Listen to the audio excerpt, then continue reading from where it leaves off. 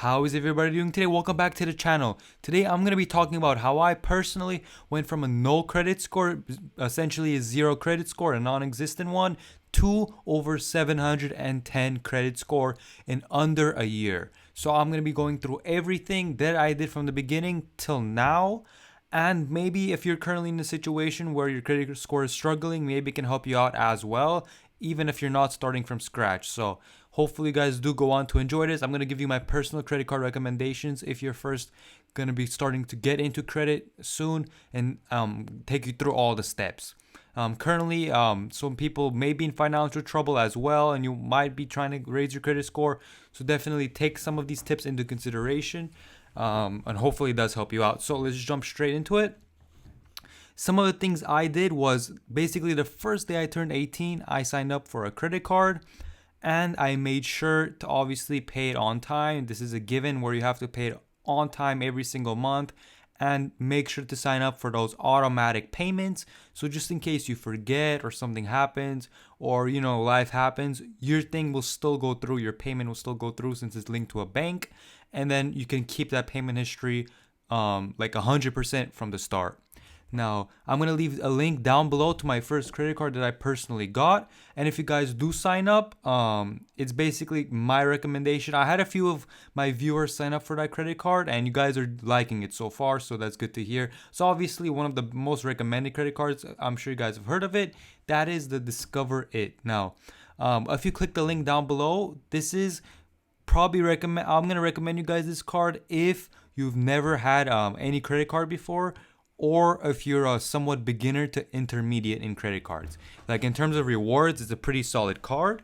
And I believe you get a $50 sign up bonus if you do sign up using my link, which is pretty cool. That's what I did with my cousin, because this was my cousin's first card, and it's definitely been pretty good. So once you click the link, it's going to take you here.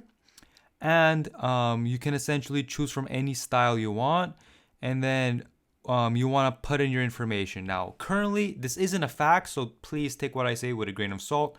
But since you guys currently heard that feds have cut the rates to basically zero, which means lending money is essentially free for the bigger banks. So this means that it's making credit cards, in theory, be a lot easier to actually apply for and actually obtain. So theoretically, if you guys apply now or within the next few months of this video going up, you guys, it's almost guaranteed to get approved for this Discover It. But they are currently, from what I saw, I've been looking at Reddit, stuff like that. Users have reported that they're currently getting a very high credit limit when applying. Someone applied with like a mediocre score, like a very beginner credit score, and they ended up getting a 2,000, no, sorry, they ended up getting a 12,000 credit limit, and they've never had a credit card before, or they've had one but it had very bad credit on it. So you're most likely, if you've never had a credit card before, you will get approved. So it's pretty, you guys should know how to sign up. Just put all your address, all your info, and if you guys have never signed up for a credit card before, they'll make you sign up all of this. And since this is the student one, you guys, if you're not currently a student, you can click here, and that's essentially gonna take you to the normal version. So instead of getting the Discover It student, it's gonna take you to the Discover It cashback. So if you're not a student, you can do it that way as well. Just make sure to click on not a student, and then click on employed part-time or whatever employment you're in, and then it's going to take your student away. But if you are a student, or if you're taking online classes, anything in college, and then just click on student, and then you can sign up that way. If you are a student, I would recommend putting your any financial aid money, any scholarships, and then they'll definitely put that into consideration to getting you even a higher credit limit. So don't be afraid to do any of that. Or if you're getting help, like money for your rent or for your dorm, stuff like that, you guys can use that. So that is pretty much it. I think I've made a video of this on the past, but that is how you guys should apply for the card. Now, if this took too long, my bad. I might leave it timestamped so viewers can skip. But the next part is, you guys, I talk about payment history. The next part is the amount of debt. So let's say I personally got 1,500 credit limit, but for the sake of simplicity, let's say I got 1,000 credit limit when I first got the card. you basically, if you're looking to get 1,000 credit score, just like what I did, not 1,000, what am I saying? 700, currently 710 credit score, you guys want to keep your utilization rate to the lowest possible. So what I did, I know this is a little overkill, but I wanted to get my credit score up as quickly as possible. I just wanted to see how fast I could possibly do it. For any big expense, I used a debit card, and then until I waited until my credit limit got to a certain point till I could start using my credit card exclusively. So I kept my credit card utilization to under 5%. So let's say you have $1,000 credit limit. You want to use about $50 of it. I think that's the math. So you don't want to use any more than $50 onto that card. So maybe buy a few lunches here and there, a few coffees this month. And then if this is your only credit card, you don't want to use it anymore. If you have any other expense, use your debit card till the end of the month. And then that is that.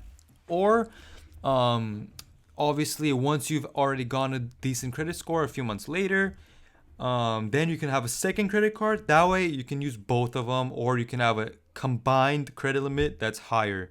So you guys can definitely do that as well, which is what I did. I got a second credit card, so that way my limit is about 5,000 or so. So I can still use my credit card for a decent amount. Obviously not everything. So that is why. Next up is the credit age and credit history. Obviously, you guys can't do much about that. It's literally just a waiting game. So like I said, get a credit card as soon as possible. Like if you're watching this and don't have one, or only have one maybe, and you've got that a while back, get one right away. Like right after this video, apply for it. You guys most likely will get approved just because of what's going on right now. They're actually approving a lot of people, so why not just get that card, put like $10 on it every month, and then definitely that'll increase your credit age. Now how it works is, let's say you have 10 payments, you have one card, and you have 12 payments, one payment for each month. And if you miss one, that means you're 11 payments out of 10. So that's 10% of essentially like 92% of the payments you've made. That's still not that good. Like you want your payment history to be like top notch. But if you have two credit cards, that's 24 payments you're doing every year. So if you miss one, it's not going to affect that much. Hopefully that makes sense, because obviously 23 out of 24, it's like 98% about, compared to 91 if you miss one payment. So yeah, that is that. Hopefully that made sense. Next up, account mix. That is like, okay, yeah, that's basically if you have a car, if you have a car loan, if you have a credit card loan. This personally I didn't utilize, but obviously if you have a car loan, don't get a car loan just for the sake of it. I honestly wouldn't recommend it unless you have to. But if you do, then I guess that is that. 10% isn't that much of your score. If you do everything else perfect, you can still get an insanely good score. But just if you do have one, that's a bonus. I personally didn't use it. Credit inquiries, that basically means that if you apply for a credit card, they may do a soft inquiry, like I believe the Apple Card does. But then if you actually get accepted, then you'll get a hard inquiry for like any card that you do get. You get a hard inquiry, which like lowers your score by a few points, but in the long run it helps, which is what I did. Like in the long run, it'll help quite a bit. And then this is reporting errors. Obviously, if you see an error on your account, your credit score is down even though it shouldn't be, definitely look into that. And then the rest is make sure to pay your bills on time. Obviously, if you don't pay your bills, they're going to hit your credit. Everyone knows that. And yeah, that is that. But the main things that I covered was that bank overdrafts. I personally have had one, but it hasn't affected my credit score. A lot of these are not really that useful, but the top 5 is definitely the main ones. So yeah, they even say it. So that is that. Now, hopefully you guys did enjoy this video. Hopefully this did help. Now, if you have any questions down below, let me know. If you guys do end up applying for Discover It or Discover Student, I'll have the link down below, and you'll get a free $50. Why not? For just signing up. I personally, this is like one of my main cards because you get 5% back on like gas stations, and then in a different quarter you get like grocery stores. So it's a pretty decent card, and I believe they match your cash back. So you're basically getting like 10% off like anything within their category. So it's a decent card overall, especially for a beginner card. So yeah, thanks for watching, and I'll see you guys on my next video.